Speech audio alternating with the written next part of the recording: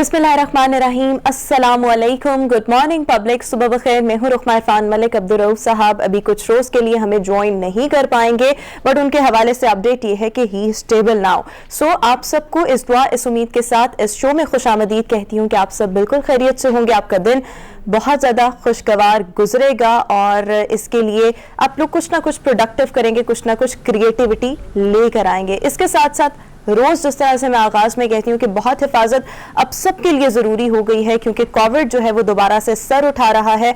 और मैं अभी कुछ देर पहले पढ़ रही थी कि 9 माह बाद जो मस्बत केसेस की शरह है वो 11% तक जा पहुंची है पूरे पाकिस्तान की अगर बात की जाए।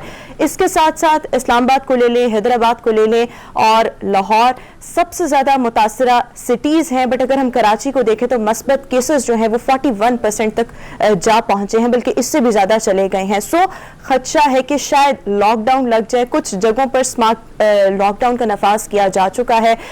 बच्चों के स्कूल्स के हवाले से क्या फैसला होगा, अभी कोई हतमी फैसला तो नहीं हुआ, बट कुछ चीज़ें हैं जो अंडर कंसिडरेशन है। बट इसी मैसेज के साथ आज का शो स्टार्ट कर रही हूँ कि आप सबने अपनी बहुत हिफाजत करनी है, मास्क का लाजमी तौर पर इस्तेमाल करना है और सैनिटाइजर्स, और इसके साथ साथ खुद को लाजमी तौर पर वैक्सीनेट करवाएं अगर अभी तक आपने वैक्सीनेशन नहीं करवाई, और जिन्होंने खुद को वैक्सीनेट करवा लिया है अब वो बूस्टर डोज की तरफ आ जाएं। हरमीत का रुख कर लेते हैं। अस्सलाम वालेकुम हरमीत, कैसे हैं आप? वालेकुम सलाम, सत श्री अकाल, गुड मॉर्निंग।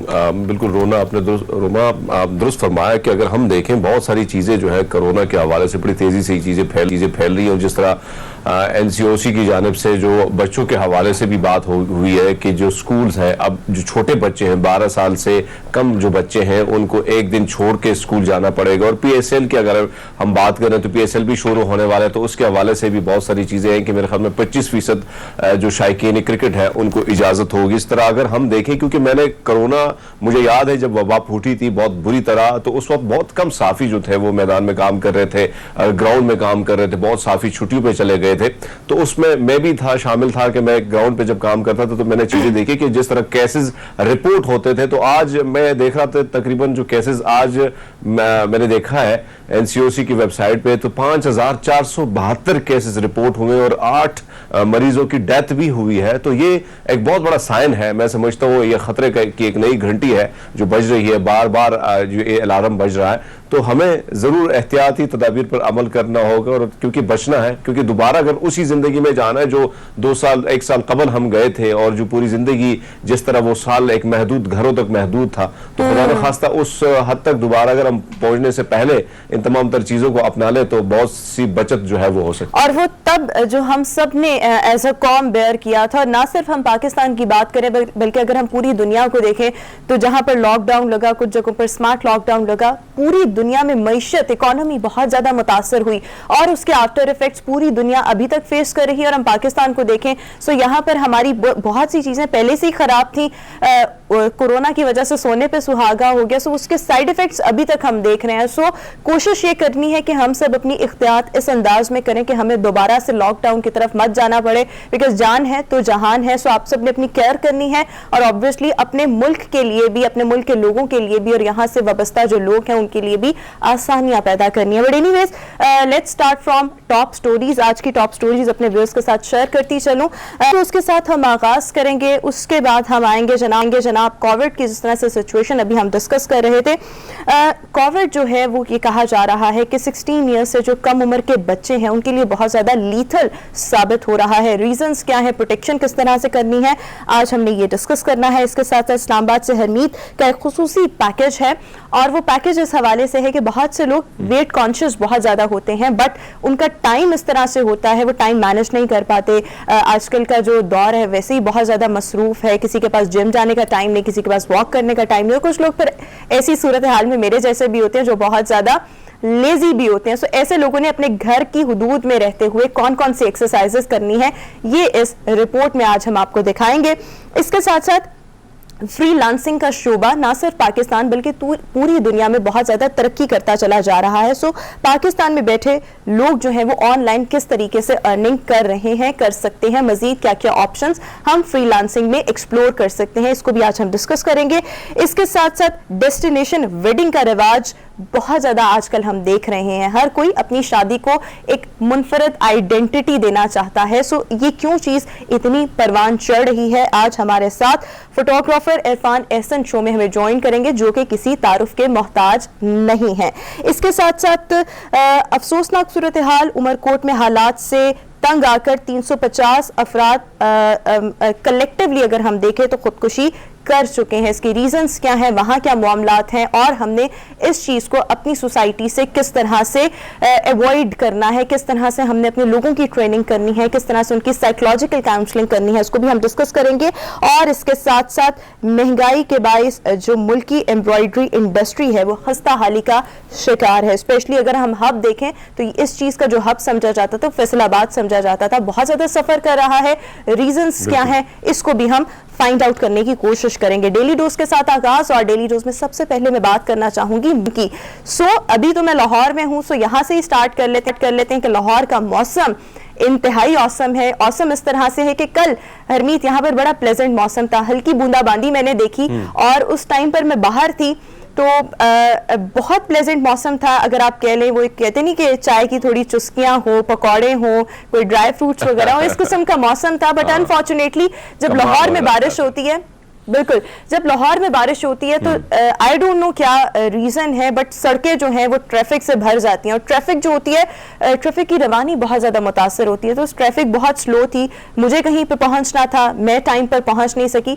बट इस सूरत हाल के अलावा अगर मैं देखूं तो लाहौर का मौसम अभी तक बहुत ज्यादा खुशगवार है, सर्द भी है, खुश्क भी है, बट जो फ्रीजिंग कोल्ड वाली आपको सर्दियों में फीलिंग मिलती है वो बड़ी जबरदस्त किस्म की है।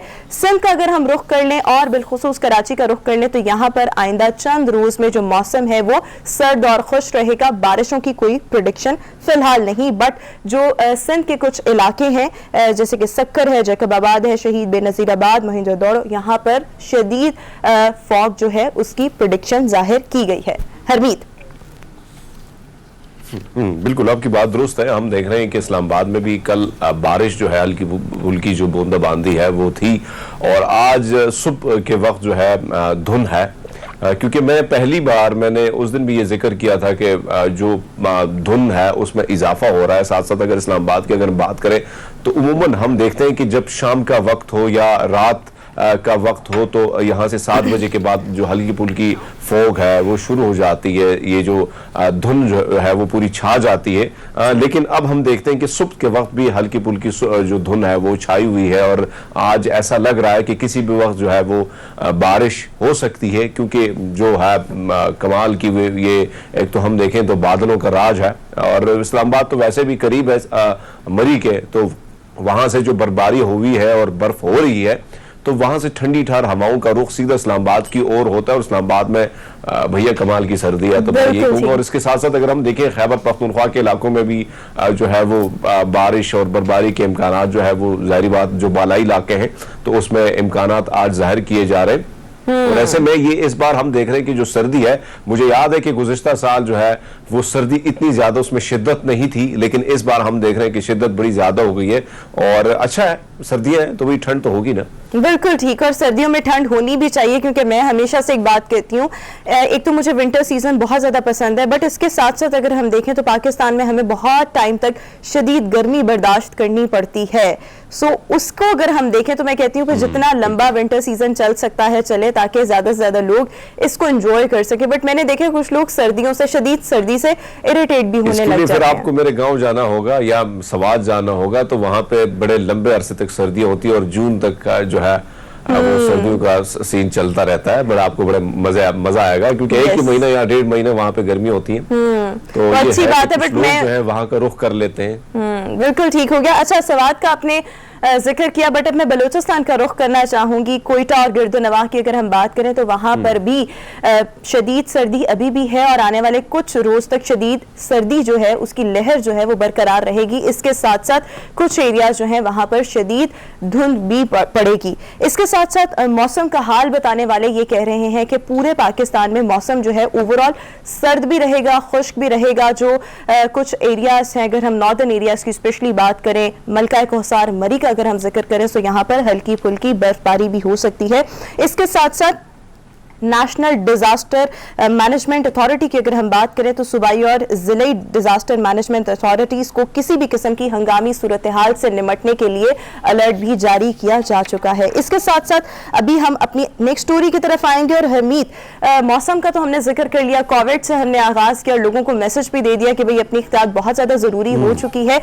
अब जरा डेली रोज की हम पहली स्टोरी की तरफ आते हैं, वो बहुत ज्यादा इंटरेस्टिंग है। नॉर्मली हम देखते हैं हमारी सोसाइटी में जब जरूरत रिश्ता होता है, मतलब लाइक किसी को भी अपना प्रपोजल फाइंड आउट करना होता है, तो नॉर्मली अगर पाकिस्तानी सोसाइटी देखें तो मैरिज ब्यूरोज बने होते हैं, आंटियां होती हैं रिश्ते कराने वाली, बट अनफॉर्चुनेटली उनको गालियां भी बहुत पड़ती हैं अपने कुछ सर्टन बिहेवियर्स की वजह से, अपने कुछ लालच की वजह से। इसके साथ साथ अगर हम आजकल का मॉडर्न दौर देखें तो इसमें वेबसाइट्स हैं, मुख्तलिफ फेसबुक पेजेस हैं, लोग वहां पर मैच मेकर्स भी हैं, मैच मेकिंग भी करवाते हैं। बट मुनफरद अंदाज जिसकी मैं बात करने जा रही हूँ, पाकिस्तानी नयाद मुसलमान है, बरतानिया में मुकीम है और इन्होंने ज़रूरत रिश्ता के लिए जो इश्तिहार दिया वो बिल बोर्ड में दिया, जो अभी आप पब्लिक न्यूज़ की स्क्रीन्स पर देख रहे हैं। सो ये बहुत ज़्यादा मुनफरद था और मेरे ख्याल में दुनिया में ये ऐसा पहला ही कोई शख्स होगा जिसने बिल बोर्ड पर ज़रूरत रिश्ता का इश्तिहार दिया। तरसा वो इंसान है जो आप कह रही है कि बिल बोर्ड से लेकर इश्तिहारात जो है मुख्तलिफ बरतानिया के मुख्तलिफ शहरों में लगे हुए हैं, तो मुझे बड़ी हैरानी हुई स्टोरी देख कर और स्टोरी पढ़कर। और अभी तक एक मुनफरिद सी स्टोरी है और अभी तक अगर हम देखें तो मतलब जो मैं स्टोरी पढ़ रही थी उसके मुताबिक 1000 के करीब फैमिलीज इनके साथ राब्ते में है। सो मेरे ख्याल में सिलेक्शन का जो क्राइटेरिया है वो बहुत ज्यादा टफ हो चुका है और इनको फिर दिन रात फोन्स ही आते रहते होंगे, क्या करते हैं, अपना प्रोफाइल बताते रहते होंगे और अगलों से उनकी डिमांड्स भी पूछते रहते होंगे। सो ये मेरे ख्याल में इन्होंने अपनी एक्टिविटी बना ली है, शादी तो बात की बात है, उससे पहले मसरूफ काफी हो गए हैं। So this was something very different जो हम नॉर्मली अपनी सोसाइटी में देखते हैं। वैसे भी कोरोना की वजह से लोग बड़े महदूद हो गए थे, तो इसने एक ऑप्शन अपने लिए अच्छा ढूंढा है और मसरूफियात ज्यादा होंगी। मतलब हम देखते हैं कि रिश्तों वाली आंटियां, लेकिन ये रिश्तों वाले भैया बन गए। हाँ। और इन्होंने पूरी दुनिया के जो बाकी लोग हैं और ऑब्वियसली ऐसे लोग जो अफोर्ड कर सकते हैं उनको एक मुनफरद किस्म की सजेशन भी दिया कि भैया इस तरीके से भी आप अपना जो रिश्ता है वो तलाश कर सकते हैं। So this was something very interesting. ये हमने अपने व्यूअर्स के साथ शेयर करना था। आज से पहले हमने दूसरे तरीके देखे हैं, बट ये दुनिया में एक नया तरीका जो है वो मुतारिफ करवाया गया है। ये भी है कि इनके वालिद साहब ने भी इस तरह इश्तिहारात के जरिए शादी की थी, तो अब जो भैया वालिद साहब ने काम किया तो जाहिर बात है बेटे पीछे थोड़ी रहना है, तो उसने कहा कि मैं बाबा ने एक काम किया तो मैं एक मुनफरिद तरीके से एक अलग काम कर लेता हूं। बट इसके लिए मेरे ख्याल में इतनी तशहीर के लिए आपको पैसों की भी जरूरत होती है ना, जहां पर आप बिल बोर्ड पर अपना इश्तिहार दे रहे हैं, so you have to pay them also. So फिर ऐसे काम जो हैं जिनके पास बहुत पैसा है या जो बड़े शौकीन मिजाज लोग हैं वही कर सकते हैं। बट खैर मजेदार किस्म की स्टोरी थी जो हमने अपने व्यूअर्स के साथ लाजमी तौर पर शेयर करनी थी। अगली स्टोरी की तरफ आते हैं और अगली स्टोरी हमारे पास आज ये है कि भारतीय टेनिस स्टार सानिया मिर्जा ने अपनी रिटायरमेंट का ऐलान कर दिया है और उन्होंने ये कहा है कि ये जो 2022 अब चल रहा है, इस साल वो जितना भी टेनिस खेलेंगी वो उनके करियर का लास्ट सीजन होगा। इसके साथ साथ कुछ रीजंस उन्होंने अपने फैंस के साथ शेयर की हैं, जिसमें मेनली जो उन्होंने रीजन शेयर की है, इनका बेटा है 3 साल का बेटा है। सो इनका ये कहना है कि मुझे जब अपने टेनिस के लिए, अपने इस गेम के लिए बहुत ज़्यादा ट्रेवल करना पड़ता है, सो मेरी फैमिली लाइफ और मेरा बच्चा बहुत ज़्यादा इग्नोर होता है। नाउ एट दिस स्टेज मैं इस चीज़ को अब अफोर्ड नहीं कर पाती, प्लस मेरी फिटनेस बहुत ज़्यादा मुतासर हो रही है और अगर मैं रिकवरी देखूँ तो उसको कम अज़ कम भी 3-4 साल या शायद इससे भी ज़्यादा लग जाए। सो इस तमाम सूरत हाल के पेश नजर अब इन्होंने रिटायरमेंट का ऐलान कर दिया है। जी हरमीत।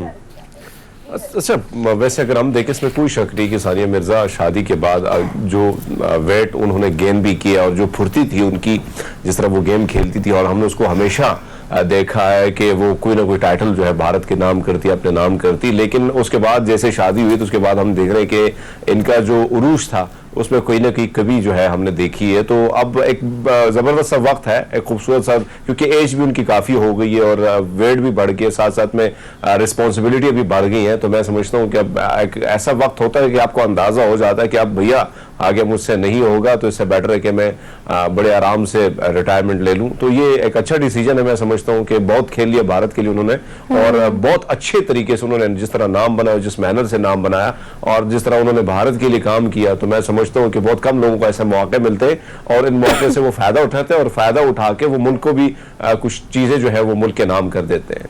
बिल्कुल ठीक आपने बात की, और इसी के साथ ये एक मैसेज भी मैं ऐसी तमाम खवातीन को देना चाहूंगी जो अपने करियर को लेकर बहुत ज़्यादा कॉन्शियस होती हैं। टू मी, मेरे ख्याल में जब आपने अपने करियर की पीक देख ली और आपने तमाम चीज़ें पर्क्स जो हैं उसके वो एंजॉय कर लिए हो, तो जिंदगी का जो हर फेज होता है, आप पहले स्कूल में होते हैं, कॉलेज में आते हैं, यूनिवर्सिटी में आते हैं, फिर आप जॉब लाइफ में आते हैं, फिर आपकी दिन ब दिन अगर हम देखें तो तरक्कियां भी होती हैं, प्रमोशंस भी होती हैं। आपने जब ये सब चीज़ें एंजॉय कर ली हो, बिकॉज बीइंग ह्यूमन हम एक जगह पर स्टक नहीं रह सकते। सो जिंदगी नाम ही इसी चीज़ का है कि आप आगे बढ़ते चले जाएं और जिंदगी के हर मोमेंट को, हर फेज को एंजॉय करना चाहिए। सो अब जिस तरह से इनकी फैमिली है, बेटा है, ये खुद को मसरूफ रखें। ऑब्वियसली पढ़ी लिखी हैं, बहुत ज़्यादा इंडिपेंडेंट हैं, टैलेंटेड इतनी हैं, कुछ ना कुछ करती रहें, बट जिस तरह से अब ये उनकी ज़िंदगी का फेज़ है जो उन्होंने अपनी फैमिली को टाइम डिलीवर करना है, अपने बेटे के साथ कुछ मोमेंट स्पेंड करने हैं, ये वक्त वापस नहीं आएगा। सो इतना कुछ उन्होंने एंजॉय कर लिया अपने करियर को लेकर, so now is the family time. तो अगर उन्होंने ये सोच के फैसला किया है, सो मेरे ख्याल में ये भी चीज़ एक बहुत हसीन लम्हात में तब्दील हो सकती है, हसीन मेमोरीज में तब्दील हो सकती है। सो ऐसी तमाम खवातीन जो अपने करियर को लेकर बहुत ज़्यादा कॉन्शियस होती हैं, होना भी चाहिए, बट जब आपने करियर की पीक और वो पर्क्स एंजॉय कर लिए, सो फिर फैमिली का टाइम भी बहुत ज़्यादा ज़रूरी हो जाता है, जो कि उन्होंने बड़ा वाइस डिसीजन लिया है, बड़ी एक वाइस मोमेंट पर। बट एनीवेज, इसी के साथ हम अपनी अगली स्टोरी की तरफ आएंगे, और नेक्स्ट स्टोरी हमारे पास जनाब ये हम देख रहे हैं कि जब से अगस्त में तालिबान ने इक़्तिदार पर कब्जा किया है, अगर हम अफगानिस्तान को देखें, अफगानिस्तान में तो वैसे हम शुरू से ही बहुत से बहरान देख रहे हैं, बट अब की बार जो बहरान आए हैं वो बहुत ज़्यादा संगीन नौयत के। इंसानी बहरान वहाँ पर जन्म ले चुका है, इकॉनमी वहाँ पर है ही कोई नहीं, जॉब अपॉर्चुनिटीज़ नहीं है, और इसके साथ साथ जो लोग हैं वो बहुत ज़्यादा सफ़र कर रहे हैं। इवन जो लोग हैं वो खुराक की इतनी किल्लत है, खुराक का, हरमीत आपको तो ज़्यादा बेहतर पता होगा कि इस कदर शदीद बहरान है कि लोग अपने बॉडी ऑर्गन्स तक फरोख्त कर रहे हैं। सो इसी सूरत हाल के पेश नज़र बहुत से इदारे तो वहाँ काम कर रहे हैं, बहुत सी NGOs भी वहाँ काम कर रही हैं, बट बहुत सी पर्सनालिटीज़ भी अब आगे आ रही हैं। और अगर हम देखें तो हमारे पाकिस्तान क्रिकेट टीम के साबिक स्टार, ऑलराउंडर और कप्तान शाहिद खान अफरीदी ने ऐलान किया है कि वो अफगानिस्तान का रुख करेंगे, और उनकी फाउंडेशन जो कि बहुत ज़्यादा एक्टिव है, पूरी दुनिया में बहुत ज़्यादा सोशल वेलफेयर का काम कर रही है, शाहिद खान अफरीदी फाउंडेशन, यही काम अब वहाँ पर जाएंगे अफगानिस्तान में, वहाँ पर लोगों की फलाह के लिए, खुराक के बहरान से निमटने के लिए मुख्तलिफ काम करेंगे। इसके लिए उनको हुकूमत की तरफ से, अफगानिस्तान की हुकूमत की तरफ से तो इजाज़त मिल चुकी है, बट अब डॉक्यूमेंटेशन का प्रोसेस रह गया है। लेट्स सी वो कब तक कंप्लीट होगा। जी हरमीत। बिल्कुल रोमा, आपने दुरुस्त फरमाया कि अगर हम अफगानिस्तान के हालात देखें, जो तालिबान है, जो दावे किए जा रहे थे और जिस तरह हम चीज़ें देख रहे थे, तो आज इस किस्म के वर्स्ट है कि वहाँ पे जो सिंगर हैं, जो गायकी करते थे, जो लोग मुख्तलिफ जो आर्टिस्ट थे, उनके साथ मैं जब उनकी वीडियोस देखता हूँ, सोशल मीडिया पे जब तस्वीरें आती हैं और जब जिस तरह जुल्म ज़्यादती उनके साथ की जा रही है, उसके साथ साथ जब लोग हैं जिनमें ख़वातीन आगे कुछ काम करना चाहती है तो उनको भी उसी तरह सज़ा दी जाती है। जो आप ऐसे समझे कि ज़माने जहालियत के दौर में आज भी तालिबान वही रह रहे हैं, और उनको मैं समझता हूँ कि जो लेवल था, जो अशरफ गनी साहब एक लेवल तक लेके गए थे अफगानिस्तान को, कम से कम जो भूख अफलास थी, एक खात्मा हो चुका था। अब आप देखें कि 10 लाख लोग जो है, वो 10 लाख बच्चे जो सिर्फ हैं वो भूख की वजह से बीमार हो सकते हैं। ये बड़ी इंकिशाफ करने वाली जो रिपोर्ट है, खतरनाक तशवीशनाक सी रिपोर्ट है जिसमें ऐसा हो रहा है। और हम देखते हैं कि छोटे छोटे बच्चे जो स्कूल जाते थे अब वो स्कूल नहीं जा रहे हैं, वो अपने इवन जो शूज हैं वो बेच के वो जाके घर के लिए कुछ लेना चाहते हैं। पूरा दिन जो है उनका कैसे गुजरता है। अब अगर आप अफगानिस्तान पे देखें, उनकी जो वीडियोस देखें, उनके न्यूज चैनलों को भी उसी तरह जिस तरह चैनल थे ओपनली वो काम कर रहे थे, अब उन पर भी उसी तरह पाबंदियां लग गई हैं, बड़ी सख्ती जो है वो की जा रही है। साथ साथ जो इत्तेहादी लोग हैं जो कम से कम अशरफ गनी के लिए नरम गोशा रखते थे, तो उनके साथ जो नारवा सलूक है तालिबान की जानिब से वो दिन ब दिन बढ़ता जा रहा है। तो ऐसे सिचुएशन में अगर हम देखें, एक तरफ गुर्बत ज्यादा है, बेरोजगारी ज्यादा है, हालात इस किस्म के तशवीशनाक है कि वहां पे देख के आम आदमी जो है, कि इंसान जो है, आप जब देखते हैं इन हालात को तो यकीन माने कि बहुत ही तकलीफ पहुंचती है। और ऐसे में शाहिद अफरीदी साहब ने अगर ये इक़दाम उठाया तो बहुत अच्छी बात है, क्योंकि खुराक की किल्लत है। और शाहिद अफरीदी जो है, इसमें कोई शक नहीं कि दुनिया भर में वो मुख्तलिफ जगहों पर उनका पे उनकी जो फाउंडेशन है वो जिस तरह काम कर रही है, तो उसकी जितनी भी तारीफ की जाए कम है। लेकिन अफगानिस्तान को इस वक्त फोकस करना होगा। जितने भी प्राइवेट एनजीओज हैं, जितने भी लोग हैं जो इंसानी हुकूक की तंजीमें हैं, उनको आगे आना होगा। और ये इंसानी बहरान जो है,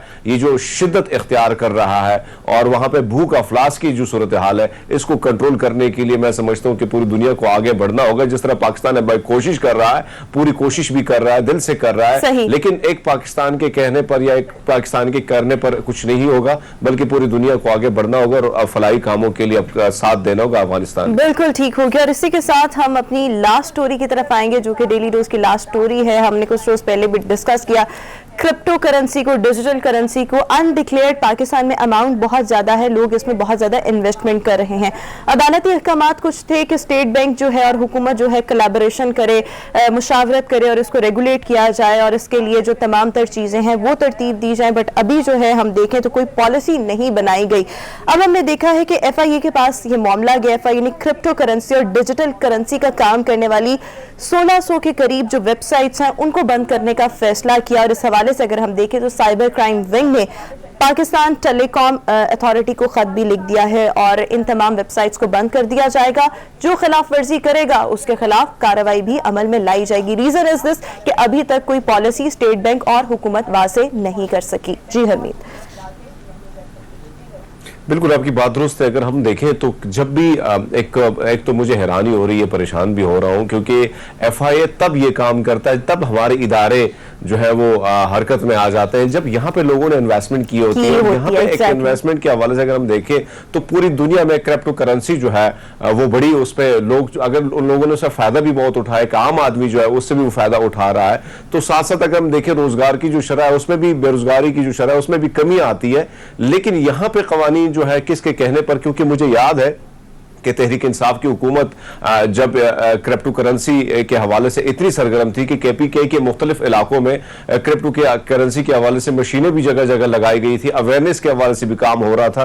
पर अचानक यहाँ पे कुछ हो सकता है, क्योंकि अब हिंदुस्तान में अगर हम देखें रोमा, तो मोदी सरकार जो है, जाहिर बात है वो टाटा और अंबानी और इन लोगों के कहने पर ये सारी, क्योंकि हुकूमत भी उन लोग वो लोग लेके आए हैं, तो वहां पे अब हमने देखा कि क्योंकि अंबानी को ये खदशा हुआ कि बहुत सारे वो नौजवान जो क्रिप्टो करेंसी की वजह से ऊपर जा रहे हैं, वो शायद अंबानी का जो है वो रिकॉर्ड तोड़ दें, शायद अंबानी से भी बिजनेस में आगे चले जाएं। तो अंबानी ने मोदी से जो है वो शिकवा किया। उसके बाद जो है जगह जगह पे हमने देखा ऑपरेशन शुरू हुआ। इसी तरह अगर पाकिस्तान के हालात है तो यहां पे भी कोई ना कोई ऐसी चीज हो सकती है जिसकी वजह से तहरीक इंसाफ हुकूमत मजबूरी है या उनकी कोई ऐसी चीजें हैं जिसकी वजह से वो ये काम करने पे तुले हुए हैं। लेकिन अगर हम चाइना की बात करें, आपके पास ऑप्शन भी है। अगर आप अपना चाइना की तरह अपनी करेंसी को, जिस तरह उन्होंने यान को डिजिटलाइज करके वो इस तरह चला रहे हैं, तो हमारे पास भी एक ऑप्शन तो मौजूद है। लेकिन समझ नहीं आ रही कि क्यों इतनी तेजी से ये चीजें हो रही है। और यहाँ पे बात की जा रही है कि टेरर और मनी लॉन्ड्रिंग के हवाले से, तो आप वहां उस वक्त कहां थे और जब ये जो मामलात हो रहे थे तब आप सोए थे कि जब ये मनी लॉन्ड्रिंग, बल्कि आपको तो ओपन चैलेंज भी किया जाता है। कई लोग जो ओपन जाके मनी लॉन्ड्रिंग करते हैं और आपको चैलेंज कर लेते हैं, तब भी आप कुछ नहीं कर पाते। ऐसे में अगर हम देखें जो $20 बिलियन है वो डूबने का खदशा है। तो बहुत सारे नौजवान जो है वो क्रिप्टो करेंसी की तरफ आ चुके हैं और इस वक्त बहुत लोग जो हैं जो बेरोजगार थे वो रोजगार उनको कहीं ना कहीं मिला है। लेकिन ये समझ नहीं आ रही कि पाबंदियां जो बड़ी तेजी से बढ़ रही है, ये वही हुकूमत है जो कह रही थी कि हम दुनिया के साथ, डिजिटल दुनिया के साथ ही चलेंगे, हमारी कोशिश ही होगी नौजवानों को इसी तरीके से रोजगार मिलेगा। लेकिन अनफॉर्चुनेटली चीजें बदल रही हैं, जो कि इंतहाई खौफनाक और खतरनाक है। बिल्कुल ठीक आपने बात की, तमाम तर बातें बिल्कुल वैलिड हैं कि हमारे इदारे भी तब हरकत में आते हैं जब लोगों ने अच्छी खासी इन्वेस्टमेंट की हुई है। बट लेट्स सी ये मामला क्या रुख इख्तियार करता है। जनाब हमारा डेली पर इख्तिताम पजीर हुआ, अभी हमें शो में एक ब्रेक शामिल करनी है। एक ब्रेक के बाद दोबारा हाजिर होंगे। Good morning.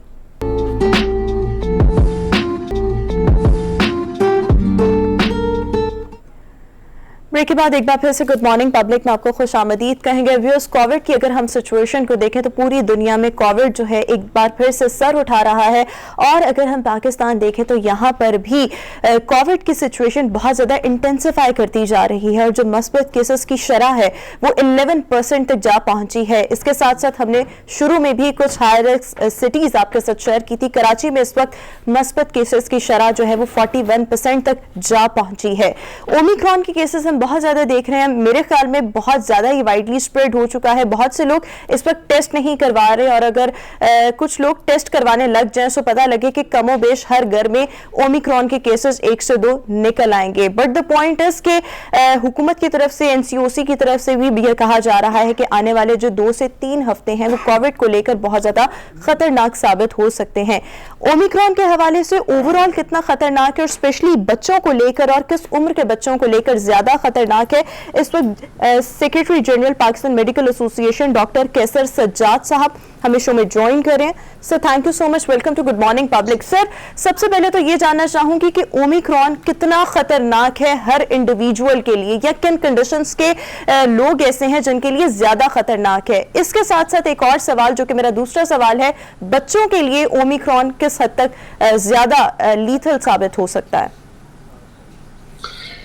बिस्मिल्लाहिर्रहमानिर्रहीम, बहुत शुक्रिया आपका। देखिए, ओमिक्रॉन 11 नवंबर से साउथ अफ्रीका में डिटेक्ट हुई है, और वहां से जो बात अब तक आई है दुनिया में तकरीबन 100 से ज्यादा ममालिक में ये फैल चुका है। और अब तक जो बात, जो डाटा हमारे पास आया वो यही है कि ये बहुत ज्यादा लीगल नहीं है, बहुत ज्यादा खतरनाक नहीं है। इसके बहुत कुछ माइल्ड टू मॉडरेट इसके सिम्टम्स हैं, और जहां तक आपने बच्चों की बात की है तो ये बच्चों को भी उतना ही इफेक्ट कर रहा है जितना बड़ों को कर रहा है। तो ये एक प्रॉब्लम वाली बात तो है कि ये बहुत तेजी से फैलता भी है, काफी तेजी से। जैसे आप देख रहे हैं कि पाकिस्तान में रोजाना इसमें काफी हद तक इजाफा हो रहा है, और ये जो एनसीओसी बता रही है कि 40% या 15%, ये रजिस्टर्ड वो है फिगर है जिन लोगों के टेस्ट हुए हैं उनका है। बहुत से ऐसे लोग हैं जिन्होंने टेस्ट ही नहीं कराया है, या एक घर में एक आदमी ने टेस्ट कराया है, बाकी बहुत सारे लोग नहीं कराते हैं। लेकिन जब हम ये बात कर रहे हैं कि ये इतना ज्यादा सीरियस सिम्टम के साथ नहीं होता है, तो वहां ये बात समझना जरूरी है कि ये एक नया वायरस है, और जब नया वायरस है तो ये किसी वक्त की अपनी शक्ल चेंज कर सकता है, अपना बिहेवियर चेंज कर सकता है। तो हमें डर इसका है पाकिस्तान में अगर ये ओमिक्रॉन किसी वक्त भी अपना बिहेवियर चेंज कर ले तो कोई ना कोई प्रॉब्लम बड़ा कर सकता है, जो कि अभी स्टार्ट हो गया है। पहले हम कह रहे थे कि अस्पतालों पे इतना ज्यादा बोझ नहीं है, लोग हॉस्पिटलाइज नहीं हो रहे हैं, लेकिन पिछले एक हफ्ते से हॉस्पिटल्स में मरीज ओमिक्रॉन के जा रहे हैं, अब दाखिल भी हो रहे हैं। दूसरा हमारा कंसर्न ये है कि डेल्टा वेरिएंट हमारे पास मौजूद है अभी। अगर ओमिक्रॉन डेल्टा वेरिएंट्स के साथ मिलकर या किसी और वेरिएंट्स के साथ मिलकर एक नया वेरिएंट बना लेता है, और वो बहुत सीवियर किस्म का हमारे ऊपर हमला आवर होता है, तो फिर तो बहुत बड़ी प्रॉब्लम हो सकती है। और फिर हो सकता है कि दुनिया में ये नाम हो कि भी पाकिस्तानी वेरिएंट जो है वो फैल रहा है। तो इस चीज को बचाने के लिए जरूरी इस बात की है कि हमें, जो आप एनसीओसी की बात की, जो अभी कल जो हिदायत आई है, उस पर ईमानदारी से सिंसियरली उस पर इम्प्लीमेंटेशन होना चाहिए।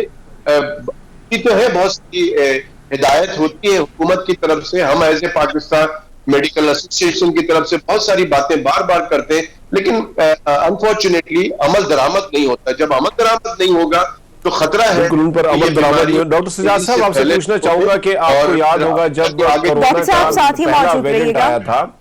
जी हरमीत। हाँ जी, डॉक्टर साहब आपको याद होगा जब पहला वेरिएंट आया था कोरोना का, तो तब क्वारंटाइन होने के लिए आपको 14 दिन का जो है डॉक्टर साहबान की जानिब से बता दिया जाता था, या उससे टाइम लंबा भी हो सकता था। अब क्या ड्यूरेशन है? ये जो ओमिक्रॉन आया, अगर आप इसमें मुब्तला हो जाता है खुदा न खास्ता, तो कितने वक्त तक आप क्वारंटीन रहते हैं सर? देखिए, इसका लॉजिक तो ये है कि अक्सर लोग ये करते हैं कि आज अगर बुखार हुआ, उन्होंने फौरी तौर पे जाके पीसीआर करा लिया या कोई टेस्ट करा लिया जिससे उनको नेगेटिव आया, और ये समझने लगे कि मुझे कोरोना तो है ही नहीं। ये गलत प्रैक्टिस है। आपको एटलीस्ट 3 दिन के बाद अपना टेस्ट कराना चाहिए। अगर आपको सिम्टम परसिस्ट करता है तो आपको टेस्ट कराना चाहिए। और आपको जब भी किसी को भी घर में बुखार, नजला, जुकाम, गला खराब या जिस्म में दर्द होता है बड़ा शदीद, अगर इस तरह की अलामत शुरू हो जाती हैं तो आप फौरी तौर पे ये समझ के कि शायद कोरोना ना हो गया हो, आप अपने आप को आइसोलेट करें ताकि घर के और अफराद को आप बीमार करें। हम ये देख रहे हैं कि घर का एक आदमी बीमार होता है तो फिर पूरा घर बीमार हो जाता है। जितने भी घर में लोग हैं, मैं एक साहब को जानता जो उनके घर में नौकर और ड्राइवर ये सारे मिला के 17 लोग घर में हैं और 17 के 17 बीमार हो गए हैं। तो हालात बहुत खराब हो जाते हैं कि घर का काम कौन करेगा, कैसे घर चलेगा। तो इन तमाम परेशानियों से बचने के लिए बेहतर यह है कि अपने आप को आइसोलेट करें और उस वक्त तक करें जब तक कि आपकी सिम्टम खत्म नहीं हो जाए। सिम्टम जो है 5-6 दिन के अंदर या 7वें दिन ऑलमोस्ट उससे पहले खत्म हो जाता है। तो आपको कम से कम 5-6 दिन तक वैसे भी आइसोलेशन में रहना है। जो आजकल नई वो जो बताई जा रही है आइसोलेशन का पीरियड, वो 5 से 7-8 दिन तक का है। तो आप उसको उसी हिसाब से किसी को 6वें दिन 7वें दिन मैं कहता हूं कि अगर सिम्टम है तो फिर आप आइसोलेशन में रहें। ठीक है डॉक्टर साहब, जिस तरह से आपने भी बात की कि 17 के 17 लोग एक ही घर के बीमार हो गए हैं, मैं अगर अपने सराउंडिंग्स में देखूं तो मैं भी ये चीज बहुत ज्यादा नोट कर रही हूं कि आजकल लोग बहुत ज्यादा बीमार हो रहे हैं। कॉफिंग, स्नीजिंग, फ्लू बहुत ज्यादा है, बुखार की बहुत शिकायत है, बट मोस्टली जो लोग हैं वो टेस्ट उस तरह से नहीं करवा रहे। बट जितने लोग भी उसमें से टेस्ट करवा रहे हैं वो सबके सबको कोविड ही निकल रहा है। But anyways, coming back to the point कि मैं आपसे ये जानना चाह रही थी, जिस तरह से आपने कहा कि ओमिक्रॉन इतना लीथल नहीं है, लेकिन किन केसेस में ये लीथल साबित हो सकता है? For example, if a person is already having some comorbid condition, जिसमें हम देख लें हाइपरटेंशन है, डायबिटीज है, या इस तरह के और भी किसी किस्म की कोई दूसरी बीमारी में मुब्तला है, तो क्या ऐसी सिचुएशन में ओमिक्रॉन लीथल साबित हो सकता है? या किन केसेस में लीथल साबित हो रहा है? देखिए, अभी तो यही बात है जो आप कह रही हैं कि जो लोग कोमॉर्बिड हैं, जिनको के कोई ऐसी बीमारी है जिसकी वो दवा खाते हैं, जैसे कि आपने बताया कि ब्लड प्रेशर है, शुगर है, कैंसर के मरीज हैं, या इम्यूनो कॉम्प्रोमाइज दवाइयां उसकी इस्तेमाल कर रहे हैं, बीमारी में ऐसी प्रॉब्लम में फंसे हुए हैं, तो उनके लिए हमेशा खतरा रहता है। या ऐसे लोग जिनका फेफड़ा खराब रहता है दमे की वजह से या किसी और वजह से उनके फेफड़े खराब रहते हैं, तो उनके चांसेस ज्यादा होता है कि वो ज्यादा इस तरह के वायरस की बीमारियों में मुब्तला हो सकते हैं। तो ओमिक्रॉन का चूंकि अभी ये नया वेरिएंट है, अभी कोई ऐसा नहीं आया कि जिस तरह से डेल्टा वेरिएंट में आया था, जिसपे हम कहते थे कि जी, कोई आप सवाल करते थे कि जी हॉस्पिटल किस वक्त जाना चाहिए, तो हम भी कहते थे कि जब आपको सांस में प्रॉब्लम हो या आपकी ऑक्सीजन सैचुरेशन कम हो जाती है, तो उस वक्त आपको जो है वो हॉस्पिटल की तरफ जाना चाहिए, टाइम जाया नहीं करना चाहिए। अभी चूंकि ये फ्लू का एक सिम्टम है ओमिक्रॉन का, तो हमें सिर्फ इसमें ये करना चाहिए कि एहतियात ये करनी चाहिए कि अगर आपकी तबीयत ठीक नहीं हो रही है, बुखार, बहुत से लोगों को बुखार खत्म नहीं होता है, या बुखार सुबह होता है, शाम को ठीक हो जाता है, फिर रात को हो जाता है, और इसमें 5-6 दिन हो जाते हैं, तो फिर फौरी तौर पर किसी एक्सपर्ट को जरूर मशवरा करें ताकि वो आपके अकॉर्डिंगली मशवरा देगा, उसके मशवरे पर अमल करें। ठीक है जी हरमीत। अच्छा डॉक्टर साहब, अगर हम देखें जिस तरह बात हो रही है मुख्तलिफ डॉक्टर साहबान की जानिब से भी कि वैक्सीनेशन का ये जो अमल है, अगर ये तेजी से शुरू हो जाता है और लोग वैक्सीनेटेड हो जाते हैं, तो क्या जो ओमिक्रॉन है क्या इससे बचाव जाए, या ओमिक्रॉन के साथ साथ जो और क्या कोई वेरिएंट मुख्तलिफ किस्म के जो कोरोना के वेरिएंट आने वाले हैं, मुख्तलिफ अकसाम की कोरोना अगर आने वाले हैं, तो क्या उससे अगर ये वैक्सीनेशन तेजी से हो जाती है, वैक्सीनेटेड हो जाते हैं, तो बचाव हो सकता है? मुमकिन है ऐसा कि दोबारा कोई अकसाम ना आए? फिर देखिए, बात तो यही है, ये जो वैक्सीन दरियाफ्त हुई है या वैक्सीन की इजाद हुई है, जितनी भी वैक्सीन है, पोलियो के वैक्सीन या और दूसरे नमूनिया के, ये तमाम जो वैक्सीन हैं जो बच्चों को लगाए जाते हैं, इसका मकसद ही ये है कि प्रिवेंशन है। और हमारा पीएमए का नारा भी यही है कि prevention is better than cure. आप बीमार होने से पहले उसकी एहतियाती तदाबीर अपनाएं। तो कोरोना चूंकि एक नया वेरिएंट है और चूंकि इसकी ट्रायल कोई ऐसी तरह से नहीं हुआ, ये इमरजेंसी में इसके ट्रायल्स होते हैं और इसीलिए इसको इमरजेंसी की मेडिसिन कहा जाता है। तो अब तक जो साबित हुआ है वो यही हुआ है कि जितने भी वेरिएंट आए हैं उसमें ये जो वैक्सीन लग रहे हैं लोगों को, उनमें काफी हद तक ये मदद दे रहा है। और मैं समझता हूँ कि ओमिक्रॉन भी काफी हद तक वैक्सीन वाले लोगों को कम इफेक्ट करता है। ये समझना बहुत जरूरी है, क्योंकि अक्सर ये सवाल करते हैं लोग कि जी डॉक्टर साहब मैंने तो बूस्टर डोज भी लगा लिया है, फिर भी मुझे कोरोना हो गया। तो ये जहन में रखें कि अगर जिसने वैक्सीन लगाई है, इसका मतलब ये नहीं है कि आप एब्सोल्युटली कोरोना से हो गए, आपको कोरोना अटैक नहीं करेगा। आपको कोरोना अटैक कर सकता है, तो इसमें परेशानी की बात नहीं है। हाँ, ये जरूर है कि उसके सिम्टम आपको ज्यादा परेशान तो नहीं होंगे। हाँ, जिन्होंने वैक्सीन पहले से लगाई नहीं है, उनके लिए खतरा हो सकता है कि उनकी बीमारी और ज्यादा बढ़ सकती है।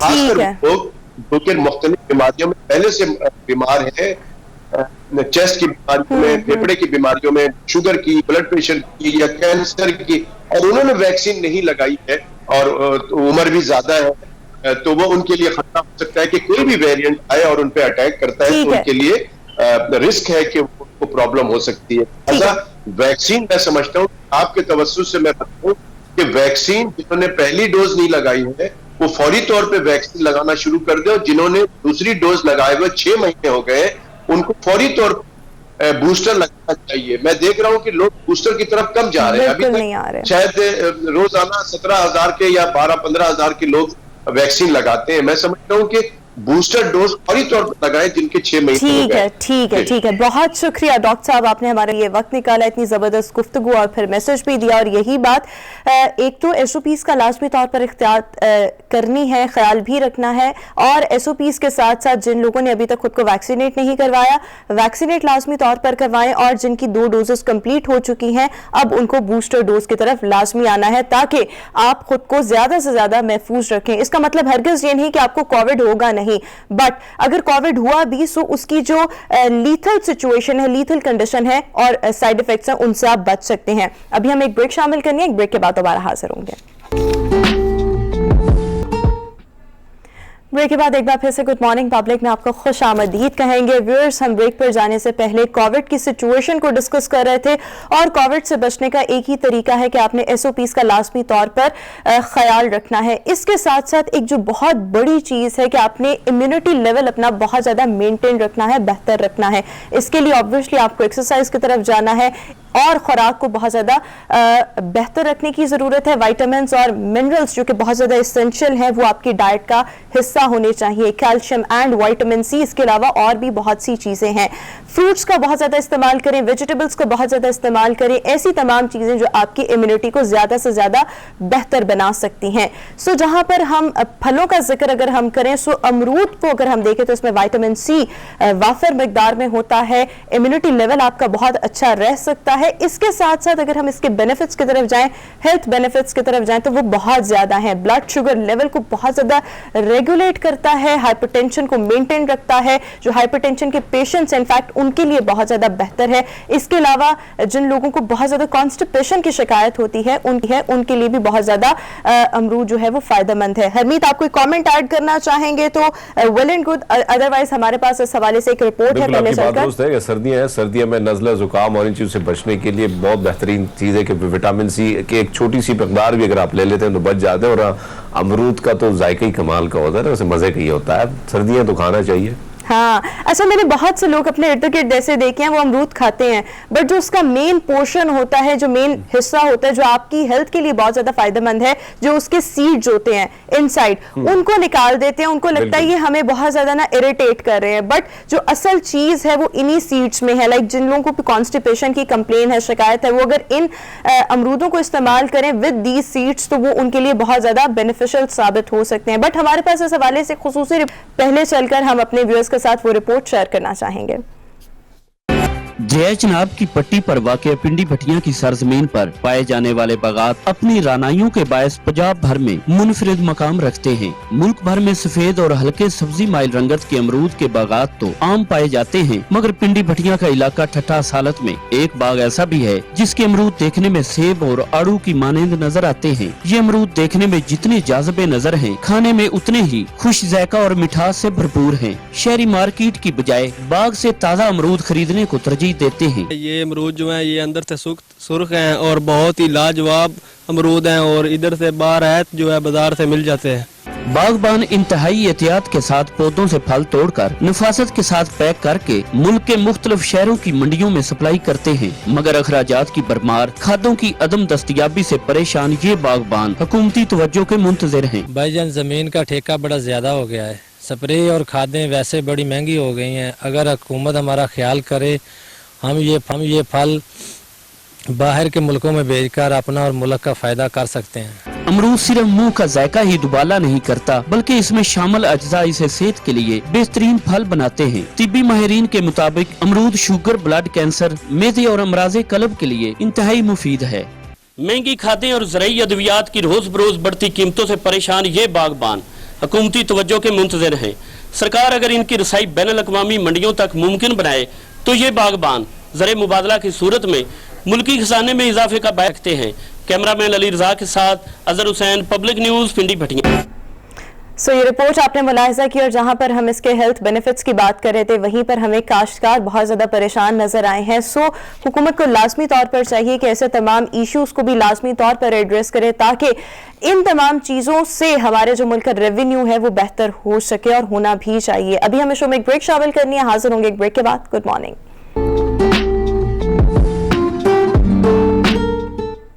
ब्रेक के बाद एक बार फिर से गुड मॉर्निंग पब्लिक में आपको खुशामदीद कहेंगे। व्यूअर्स, अगर हम पिछले 2 से 3 साल देखें तो जो फ्रीलांसिंग, जो कि इटसेल्फ एक फील्ड है, बहुत ज़्यादा तरक्की कर रही है, बहुत से लोग इसमें आ रहे हैं। स्पेशली अगर हम यंगस्टर्स की बात करें, सो यंगस्टर्स एज ए फ्रीलांसर बहुत ज़्यादा काम कर रहे हैं, और ना सिर्फ पाकिस्तान बल्कि पूरी दुनिया से बहुत ज़्यादा काम कर रहे हैं और लाखों रुपए बना रहे हैं। इसके साथ साथ अगर हम देखें तो नौजवानों का इस फील्ड में आना, प्लस इसका एक बेनिफिट ये होता है कि आप के पास कोई जगह की कैद नहीं होती, आपको किसी स्पेसिफिक वक्त पर काम नहीं करना पड़ता। अब इन तमाम चीज़ों से आज़ाद होकर अपनी लोकेशन डिसाइड करते हैं, अपने फ्लेक्सिबल आवर्स डिसाइड करते हैं, और उस दौरान बैठकर जो भी आपका टास्क होता है वो आप कंप्लीट करते हैं, और आप लाखों रुपए बना सकते हैं, कमा सकते हैं।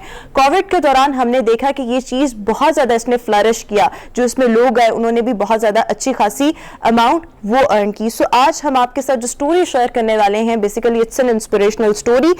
23 इयर्स यंगस्टर अमेज़न और फ्रीलांसिंग से माहाना लाखों रुपए कमा रहे हैं, और नौकरी से लेकर ऑनलाइन कारोबार तक की कामयाबी की कहानी आज हम सुनेंगे। हमारे साथ इस वक्त शो में मौजूद है CEO elite commerce, Amazon FBA wholesale expert Saif Gauri, इस वक्त हमें शो में ज्वाइन करें। Saif, thank you so much, welcome to good morning public. Saif, आप जब जहां पर आए, सो मैंने इनसे पूछा कि आपकी उम्र कितनी है। So it's just 23 years old, और ये 23 साल की उम्र में बहुत कुछ कर रहे हैं, पढ़ भी रहे हैं, पढ़ा भी रहे हैं, अमेज़न के जरिए लाखों रुपए कमा भी रहे हैं, ट्रेनिंग भी लोगों को दे रहे हैं। सो तमाम चीजें किस तरह से मुमकिन हुई? Let's start from here. I'm Saif Gauri, और मैंने जो है अपना जो प्रोफेशनल करियर है वो 18 इयर्स में स्टार्ट किया था, जब मैं 18 इयर्स ओल्ड था। मैंने एज एक डिजिटल मार्केटर स्टार्ट किया, मैं जॉब करता रहा 1-2 साल, और उसके बाद फिर मैंने लेटर ऑन जो है वो अमेज़न जो है वो ज्वाइन किया, अमेज़न प्राइवेट लेबल ज्वाइन किया 2019 के अंदर। और अभी भी मैं करेंटली 2 इयर्स हो गए हैं मुझे तकरीबन, और मैं FBA होलसेल कर रहा हूँ। और जो मुझे लोग कहते हैं अक्सर, वो ये कहते हैं कि आप जो है अभी खुद स्टूडेंट हैं, और मैं खुद अभी यूनिवर्सिटी ऑफ पंजाब में जो है वो पढ़ रहा हूँ, बैचलर्स कर रहा हूँ वहाँ से, लास्ट ईयर है मेरा। और उसके साथ साथ मैं वहाँ सुबह में खुद यूनिवर्सिटी में पढ़ रहा होता हूँ, और शाम को मैं खुद लेक्चर्स देता हूँ अपने इंस्टीट्यूट के अंदर, जो कि मैं लास्ट कपल ऑफ मंथ से पढ़ा रहा हूँ। तो मतलब इट्स एन अमेजिंग कि आप जो है जब स्टार्ट करते हैं तो आपको पता नहीं होता कि आपका डेस्टिनेशन क्या है, आप गोल सेट करते हैं, और अल्टीमेटली आप वो गोल अचीव कर लेते हैं। लेकिन आई वुड से कि मतलब ये मेरा अभी जो है वो गोल अभी स्टिल अचीव नहीं हुआ, आई एम ऑन द मतलब ट्रैक। अगर मैं 23 इयर्स की एज में हूँ तो मैं अभी बहुत कुछ अचीव करना है मुझे, तो लॉन्ग वे टू गो, और इंशाल्लाह आप जाएंगे, बिकॉज़ जब इंसान का पैशन हो।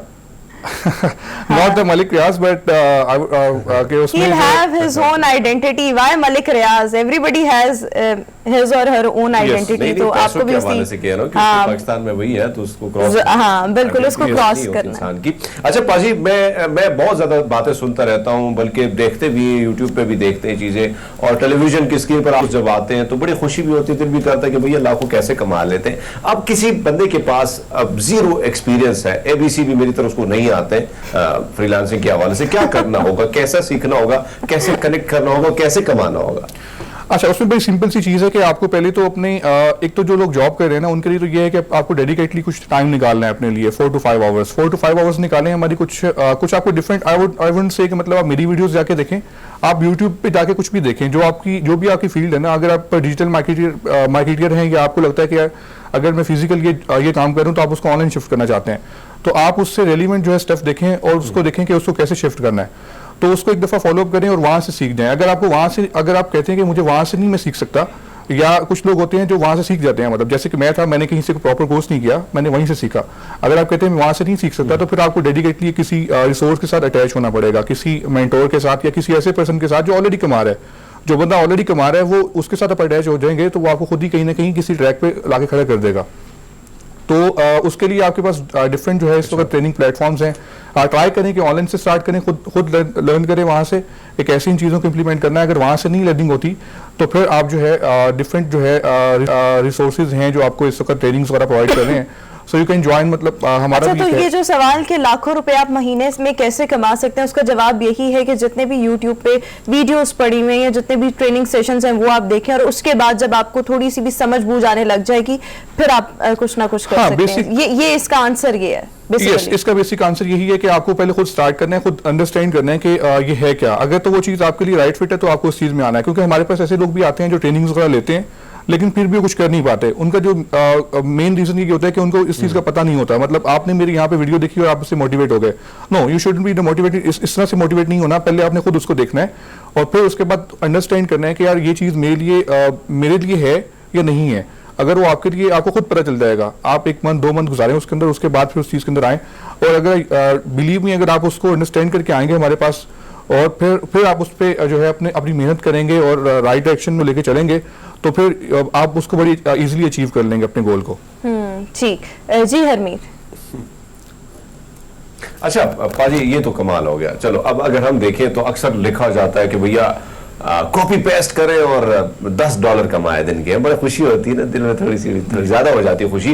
तो सर ऐसे में अब कैसे लिंक किया जाए, कैसे कॉपी पेस्ट करके आप कमाए, किस तरह जुड़ा जाए उन लोगों के साथ कि आप वहां से $10 या $5 डेली कमा सकते हैं? थोड़ा सा ये भी बताइए, बेसिक सवाल है, बहुत से लोग पूछना चाह रहे हैं। अच्छा, इसमें आई वुड से कि देखें ये चीज़ें वो हैं जो कि शॉर्ट टर्म है। मतलब ये है कि इसमें कई दफ़ा आपके साथ स्कैम भी हो जाता है। मतलब $5 कर लें, $10 कर लें। अगर तो आपने प्रॉपर इस फील्ड में एंटर होना है ना लॉन्ग टर्म के लिए, तो उसमें किसी एक जो है फील्ड को प्रॉपरली पकड़ना पड़ेगा। जैसे अब मैं अमेजोन में काम कर रहा हूँ, FBA होलसेल, तो मेरे पास 3 जो है वो प्लेटफॉर्म्स हैं, जो 3 पैरामीटर्स हैं, private label, wholesale, drop shipping. लेकिन मैंने होलसेल को चूज़ किया क्योंकि मैं उसमें मुझे लगा कि मैं इसमें परफॉर्म कर सकता हूँ, तो मैंने बाकी 2 चीज़ों को छोड़ दिया। तो मैं उसी के ऊपर फोकस करते हुए चल रहा हूँ और उसी के अंदर मैंने अपना सब कुछ लगा दिया, अपनी सारी इन्वेस्टमेंट जो भी है सारा कुछ उसी के अंदर कर रहा हूँ। तो मुझे 2+ ईयर्स होने वाले हैं अब तो मैं उसी के अंदर काम कर रहा हूँ। बल्कि मैंने अपने फेलोज को भी उसी के अंदर लेके आया हूँ, क्योंकि मुझे पता है कि यार इस चीज़ के अंदर मैं परफॉर्म कर सकता हूँ और मैंने यहाँ से पैसे कमाए हैं। तो वाई शुड, मतलब कि मैं डिफरेंट चीज़ों को क्यों ट्राई करूँ कि जहाँ से $5 आए, $10 आए। मेरा टारगेट होना चाहिए कि मैं $1000 अचीव करूँ as soon as possible. $1000 achieve हो गया तो $5000 तक जाऊँ। तो उसी के अंदर मुझे एक्सेल करना है, मुझे किसी जॉब की जरूरत नहीं है। मैं इस चीज़ पे भी बात करता हूँ कि अगर मैं हमारी यूनिवर्सिटीज़ के अंदर आपको जो है डिफरेंट तरह की डिग्रीज जो है वो करवाई जाती हैं और उनका एज सच कोई आपको ऐसे मेरे ख्याल से कोई इतना बेनिफिट नहीं होता कि आप जाके जॉब ढूंढ रहे होते हैं, वो भी आपको 25,000 30,000 की जॉब बड़ी मुश्किल से मिलती है। तो अगर आप वही एक स्किल एक्वायर कर लें जो 30-40,000 में 50,000 में आप स्किल एक्वायर कर लें, तो वो आपका स्किल जो है आपको उससे कोई 3 टाइम्स 4 टाइम एक्स जो है वो अर्न करके दे सकता है। जो कि मैं कोई यहाँ बैठा हूँ तो मैं अर्न कर रहा हूँ तो यहाँ पे आया हूँ, मतलब अपनी स्टोरी शेयर कर रहा हूँ। तो मुझे काफ़ी लोग जानते भी हैं, तो उनको भी इस चीज़ का आइडिया है कि जब आप इस चीज़ पे आते हैं तो स्टार्ट पे काफ़ी हर्डल्स होते हैं, लेकिन आपको जो है एक पाथ पे जो है स्टैटिक होकर रहना होता है, एक डेडिकेटेडली अपना टाइम निकालना होता है और चलना होता है उसके। अच्छा, सिर्फ अगर मैं आपसे यहाँ पर एक और बात करूँ, तालीम का मकसद असल में ये होता है कि किसी भी इंडिविजुअल को शऊर हासिल हो। हमारे यहाँ पर जितने भी नौजवान हैं मेजॉरिटी इसलिए तालीम हासिल करते हैं या डिग्रीज अगर कह लें, तालीम नहीं वो हासिल करते, बेसिकली उनको डिग्रीज की जरूरत होती है ताकि हमें कहीं ना कहीं नौकरी मिल जाए। वो शऊर वाला फैक्टर तो वहां पर ही माइनस हो जाता है। अब डिग्रीज तो हासिल कर लेते हैं, बाकी जॉब अपॉर्चुनिटीज नहीं है। आपको क्या लगता है आजकल के इस टाइम में स्किल बेस्ड एजुकेशन किस हद तक जरूरी है, कितनी जरूरी है?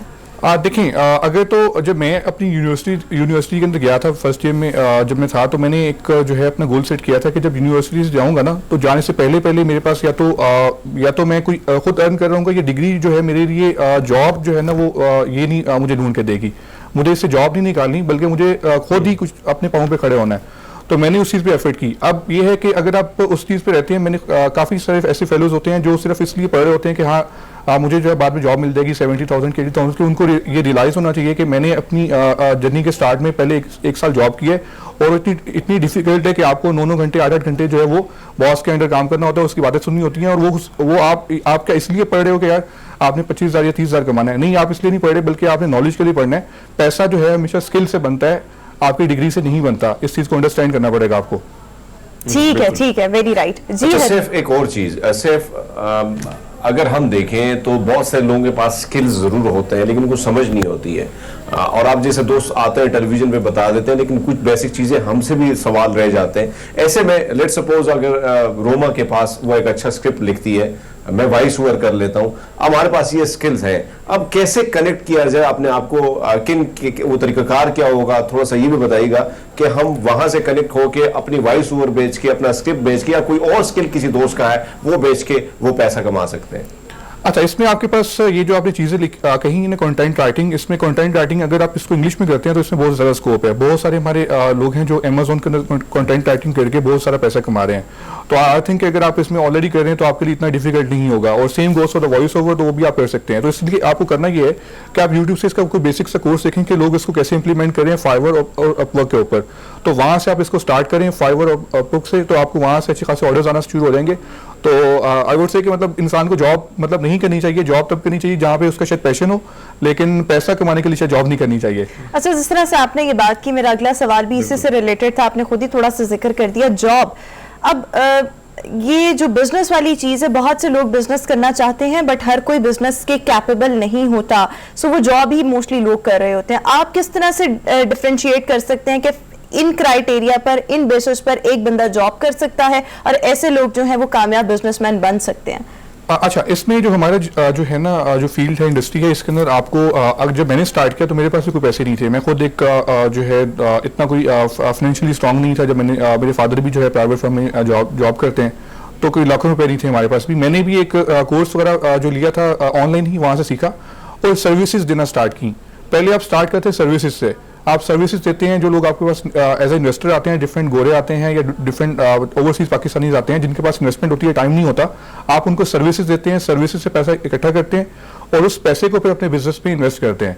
तो ये है एक राइट ट्रैक कि आप 6 महीने 8 महीने 1 साल सर्विसेज दें, सर्विसेज से पैसा इकट्ठा करें और इकट्ठा करके फिर उसको अपने बिजनेस में जो है इन्वेस्ट करें। सर्विसेज क्या हो सकती हैं? कोई भी, जैसे आपने कहा कंटेंट राइटिंग, आप फिर उसके बाद अपनी एजेंसी ओपन कर सकती हैं कि आप जो है कंटेंट राइटिंग कर रही हैं, उसके बाद आप जो है उसको अपनी एजेंसी में कन्वर्ट कर दें। ठीक है जी हरमीत। अच्छा, वैसे अगर हम देखें, सिर्फ जैसे आपकी उम्र भी अब अगर देखें 23 साल की उम्र में आप बहुत अच्छा अर्न कर रहे हैं, बहुत ज्यादा बताने की जरूरत भी नहीं है क्योंकि वो फिर लग जाते हैं पीछे, नए वाली भी आ जाते हैं ना, लेस पकड़ा लेते हैं। पाजी, ये बताइएगा कि आप नहीं समझते कि बेरोजगारी की शरह भी तेज हो रही है, लेकिन इंटरनेट का ये दौर है, तो इसमें ये सारी चीजें जो है अगर हमारे कोर्स में, निसाब में भी शामिल हो तो बहुत ज्यादा फायदा नौजवानों को हो सकता है। अनफॉर्चुनेटली मतलब ये बात आपकी ठीक है, मतलब लेकिन हो क्या रहा है कि अगर मैं खुद इस चीज़ को एनालिसिस करूँ इस चीज़ का कि यूनिवर्सिटीज़ में जो हमें चीज़ पढ़ाई जाती है ना, वो सिलेबस बहुत ही जो है वो ओल्ड फैशनड है। 9-10 ईयर्स ओल्ड जो चीज़ें हैं वो हमें अभी तक पढ़ाई जा रही हैं। हमें वो प्रैक्टिकल अप्रोच की तरफ लेके नहीं आया जाता। हमारी पास अगर कोई बात करता है ना कि हम इस तरह से कुछ कर रहे हैं तो हमें वो अप्रिशिएट ही नहीं किया जाता। वो एक जेलसी का फैक्टर भी होता है यूनिवर्सिटीज़ के अंदर भी, इवन दो कि आपको जो है साइड पे रखा जाता है कि यार ये पता नहीं क्या, मतलब शायद हमारी जगह ले लेगा, लेकिन ऐसा नहीं है कि मतलब हम लोग तो वो हैं कि जो हम कहते हैं कि अगर मेरे फेलोज हैं, अगर मैं कहीं से अर्न कर रहा हूँ तो वो भी अर्न कर सकते हैं, तो उनको साथ लेके चला जाए। तो अब ये है कि एक यूनिवर्सिटीज़ के अंदर जो है इसको गवर्नमेंट लेवल पे थोड़ा सा लेके आना चाहिए कि वहाँ पे इस तरह के जो है सिलेबस के अंदर चीज़ें इंट्रोड्यूस करवानी चाहिए। अब कुछ जगहों पे स्टार्ट किया गया ई कॉमर्स, लेकिन वहाँ पे अनफॉर्चुनेटली एक और प्रॉब्लम भी है कि मार्केट के अंदर बहुत सारे जो है इस तरह के लोग भी आ जाते हैं जो अपने आप को एक्सपर्ट्स कहना स्टार्ट कर देते हैं, इवन दो कि वो होते नहीं है। ठीक है, तो लोगों को इस चीज़ को भी आइडेंटिफाई करना है कि जिसको एक्सपर्ट समझ रहे हैं, जिसको मेंटोर समझ रहे हैं, वाकई में मेंटोर है या एक्सपर्ट है या नहीं। Age doesn't matter for to be an expert या मेंटोर, लेकिन एक्सपीरियंस डज मैटर। तो बिल्कुल आपने ठीक इस चीज को समझना है कि एक्सपीरियंस पर्सन के साथ आप अटैच हो रहे हैं, और यूनिवर्सिटीज के अंदर वाकई इस चीज को इंट्रोड्यूस करवाने की जरूरत है। बिल्कुल ठीक है। मेरे ख्याल में स्किल बेस्ड एजुकेशन भी जो है हमारे करिकुलम का लाजमी तौर पर हिस्सा होने चाहिए। एटलीस्ट यूनिवर्सिटीज में लाजमी तौर पर कोई एक सब्जेक्ट ऐड कर लें, बट लाजमी तौर पर ये होनी चाहिए, बिकॉज इन चीज़ों का रुझान बहुत ज़्यादा बढ़ता चला जा रहा है। Thank you so much Saif, आपने हमारे शो के लिए वक्त निकाला। And you have a long way to go. बहुत सारी बेस्ट विशेस और दुआएं आपके लिए कि आप by the time you reach 30 आप मजीद फ्लरिश करें। So thank you so much. अभी हमें शो में एक ब्रेक शामिल करने हाजिर होंगे। एक ब्रेक के बाद एक बार फिर से गुड मॉर्निंग पब्लिक में आपको खुशामदीद कहेंगे। व्यूअर्स, अभी मैं जिन मेहमान शख्सियत से आपको मिलवाने जा रही हूँ किसी तारुफ की मोहताज तो नहीं है, बट स्टिल मैं थोड़ा सा हिंट इस तरह से दे देती हूँ कि जब हमारे प्राइम मिनिस्टर साहब की कोई पिक्चर सोशल मीडिया पर आती हैं ऑफिशियली, या उसके अलावा भी कोई मरियम नवाज शरीफ साहिबा के बेटे हों, उनकी कोई पिक्चर सोशल मीडिया पर वायरल होती है, कैमरे की आंख के पीछे जो शख्स मौजूद होता है वो इरफान एहसन साहब मौजूद होते हैं। इसके साथ साथ बहुत सी पिक्चर सोशल मीडिया पर जब वायरल होती हैं, देखते हैं बड़ी हाई फाई किस्म की शादियां होती हैं, और नीचे जब हम वाटर मार्क देखते हैं इरफान एहसन का, वहां से ही पता लग जाता है कि शादी का स्टेटस क्या था। सो इरफान एहसन साहब किसी तारुफ के मोहताज तो नहीं, बट जो लोग अभी मुझे देख रहे हैं उनके लिए मैं थोड़ा सा बताती चलूं, बैरून मुल्क से क्वालिफाइड हैं और बेसिकली ट्रेंड सेटर हैं, जो न्यू ट्रेंड्स मुतारिफ करवाते हैं, जिद्दत लाते हैं जो लोग। सो इरफान एहसन इस वक्त शो में हमारे साथ मौजूद हैं। Thank you so much, welcome to our show and good to have you. My player.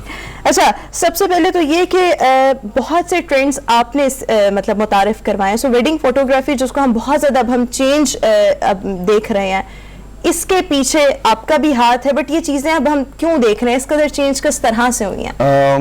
मैं 2010 के एंड में आया था पाकिस्तान। उससे पहले मैं सिविल इंजीनियरिंग कर रहा था, जॉब अमेरिका में। I have a masters in civil engineering. तो ये मेरी हॉबी थी। तो वीकेंड पे I was doing it to make extra bucks, extra money, you know, just to supplement और लेंसेज खरीदने के लिए एक अलग पैसे, ताकि अपनी सैलरी को आप टच ना करें। जब मैं पाकिस्तान आया तो मेरे पास स्टूडियो नहीं था, और उस टाइम पे अगर आपके पास स्टूडियो नहीं था तो आप वेडिंग फोटोग्राफी के तो सोच भी नहीं सकते थे। तो और मैं आया अमेरिका से था, और वहां पे सारी की सारी जो शूट्स थी, कपल शूट्स, वो सब आउटडोर होती थी। वहां पे स्टूडियो शूट्स का कॉन्सेप्ट खत्म हो गया हुआ था, और सोशल मीडिया पाकिस्तान में आ रहा था। अमेरिका में तो already it was very active. तो मैं चूंकि वहां से आ रहा था, I was one step ahead of the curve. तो मेरे पास सोशल मीडिया का भी नॉलेज था, कंट्रोल था, और मेरे पास आउटडोर स्किल्स भी थी, एक पोर्टफोलियो भी था। बहुत खूबसूरत ब्राइड्स आउटडोर सेटिंग में, टेक्सास की लैंडस्केप। तो वो मैं जब यहाँ पे आया तो फिर मैंने उसको मुतारिफ कराया। मेरी मजबूरी थी एक तरह से, बिकॉज स्टूडियो तो था नहीं। तो फिर मैंने लोगों को कन्विंस करना, लोग खुद कन्विंस होना शुरू हो गए पिक्चर्स देख देख के। तो फिर उसके बाद तो ये जो ट्रेंड आया जिसको बेसिकली आपने पाकिस्तान में मुतारिफ करवाया, इसके पीछे चीजें ये थी बिकॉज आपके पास उस टाइम पर स्टूडियो नहीं जी, था। बिल्कुल, बिल्कुल। और वो देखें ट्रेंड बन गया। ठीक है, हमारे साथी एंकर इस वक्त इस्लामाबाद में मौजूद है। जी हरमीत। अच्छा, जाहिर बात है कि जब नई चीज आती है लोगों का रुझान भी उस तरह बहुत कम होता है, लोगों को कायल करना भी मुश्किल होता है। तो बाजी थोड़ा सा ये शेयर कीजिएगा कि जब पहले क्लाइंट को अपने कायल करना था तो कितना मुश्किल था आपको कि भैया नहीं, अगर हम बाहर खींचे, क्योंकि अब हमें याद है कि स्टूडियो में कपल जो है उनकी तस्वीरें ज्यादा ली जाती थी और मुख्तलिफ पोज बना के, लेकिन अब जब आप नए ट्रेंड को लाए थे तो कितना मुश्किल था आपके लिए नया ट्रेंड? बहुत मुश्किल हुई थी। उसकी वजह ये थी कि जो पेरेंट्स थे वो कंफर्टेबल नहीं थे कि उनकी बेटी सैलून के बाद आउटडोर किसी लॉन में जाए, और ज्वेलरी इतनी महंगी होती थी। तो मुझे जो बेनिफिट मुझे उसका मिला ये था कि जो मेरे अर्ली क्लाइंट थे वो सारे वो थे जो बाहर से आ रहे थे, वो अमेरिका से और मिडिल ईस्ट से। तो जब अब they were open to the idea, तो जब उनकी मैंने शूट्स की, उनके कजन्स ने देखी, उन्हें फिर अपने पेरेंट्स को कन्विंस करना पड़ा। तो ये शुरू में बहुत ज्यादा आया कि नहीं नहीं नहीं, ये कैसे हो सकता है, तुम यहाँ से सीधी उधर जाओगी, वेडिंग हॉल में जाओगी, सवाल ही नहीं पैदा होता, over my dead body etcetera etcetera. So brides had to work a lot. उनको बल्कि एक अपनी मॉम को साथ लेके आई, वो पिक्चर्स देखे, उनकी मॉम कहती मुझे इस पिक्चर की समझ नहीं आ रही। मैंने कहा आपको नहीं आ रही, आपकी बेटी को आ रही है जो आपको लेके आई है। तो शुरू में तो फिर वो बुकिंग हो गई। तो शुरू में तो struggle, I had to struggle. सही हो गया। अच्छा, मैं ये भी आपसे जानना चाहूंगी कि आजकल के अगर हम ट्रेंड्स की बात करें, भी रिसेंटली मरियम नवाज शरीफ साहिबा के बेटे की जब शादी हुई है, उसमें भी कैमरे की आंख के पीछे आप ही थे, आपका ही हाथ था।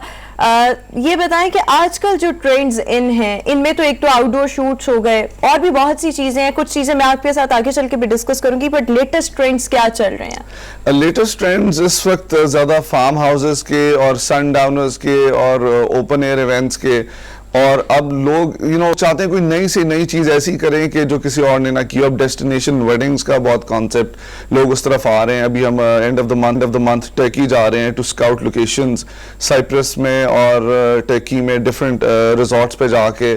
there's a कंपनी जो हमें एंगेज कर रही है, हम जाके देखेंगे फैसिलिटीज क्या हैं, क्या पैकेज वो ऑफर कर सकते हैं। तो अब लोगों का थोड़ा सा कुछ लोग हैं जो अब इस बात को समझ गए हैं कि इंटीमेट वेडिंग्स जो क्लोज फैमिली के साथ they are the best.